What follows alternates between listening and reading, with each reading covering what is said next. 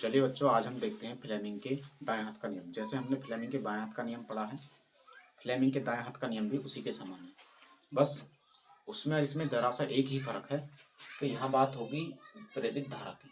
इसका मतलब अगर आपको कहीं भी सवाल में प्रेरित धारा दिख जाए तो समझ जाना कि वहाँ फ्लेमिंग के दाएं हाथ का नियम लग रहा है। ठीक है, तो किस प्रकार से आ सकता है मैं आपको वो भी बता दूँ। ये सवाल और हर बार ही बोर्ड में आता है, ज़्यादातर लगभग 90% ये सवाल हर बार आता है। 10% ही चांस है कि नहीं आए।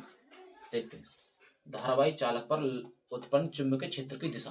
अब की बार क्या कह रहा है हमसे, चुंबकीय क्षेत्र की दिशा ज्ञात करने का नियम लिखो, या फिर फ्लेमिंग के दाएं हाथ का नियम लिखो, या फिर हमसे यह भी कह सकता है कि प्रेरित धारा की दिशा ज्ञात करने का नियम लिखो। मतलब जहाँ आपको प्रेरित धारा दिख जाए तो समझ जाना कि वहाँ फ्लेमिंग के दाएं हाथ का नियम है। ठीक है, क्या कहता है, वही बात कि हम बाएं हाथ के बाएं को देखते हैं, दाएं के में दाएं को देखते हैं। दाएं हाथ का नियम पढ़ने के लिए हम दाएं हाथ के अंगूठे उसके पास वाली उंगलियों को लंबवत फैलाते हैं। क्या करते हैं, देखिए ऐसे वही करेंगे जो हमने पहले करा है। ए बी सी, बीच में आ रहा है हमारा बी। बी मतलब चुंबकीय क्षेत्र होता है। इसका मतलब कि बीच वाली उंगली है, जिसे छोटी उंगली कहते हैं या तर्जनी उंगली जिसे हम कहते हैं, ये हमारी चुंबकीय क्षेत्र को दर्शाती है। तो मतलब बी यानी बीच वाली उंगली या छोटी उंगली चुंबकीय क्षेत्र को दर्शाएगी। ठीक है, अब उसके बाद कौन सा बचा, सबसे ताकतवर इन दोनों उंगलियों में कौन सा बचा है, अंगूठा। ए, तो सबसे ज्यादा बल कौन लगाएगा, ये।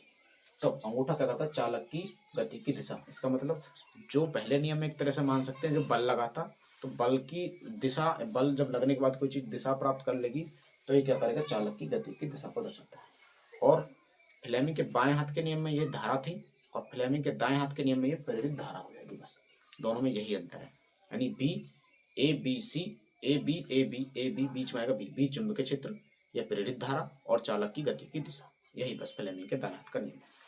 क्या कहना है, यानी कि छोटी उंगली प्रेरित धारा, बीच वाली उंगली चुंबकीय क्षेत्र और अंगूठा चालक की गति की दिशा को दर्शाता है। वही है जो हम जब हमने दाएं हाथ के अंगूठे और उसके पास वाली दोनों उंगलियों को लंबवत फैलाते हैं तो जब हम अपने दाएं हाथ के अंगूठे और उसके पास वाली दोनों उंगलियों को लंबवत फैलाते हैं तो छोटी उंगली चुंबकीय क्षेत्र और बड़ी उंगली प्रेरित धारा तथा अंगूठा चालक की गति की दिशा को दर्शाता है। यही फ्लेमिंग के दाएं हाथ का नियम, बिल्कुल आसान सरल भाषा है। ठीक है बच्चों, ये बोर्ड के एग्जाम में सबसे ज्यादा बार आया हुआ सवाल और आने के चांस है 2026 में। ठीक है।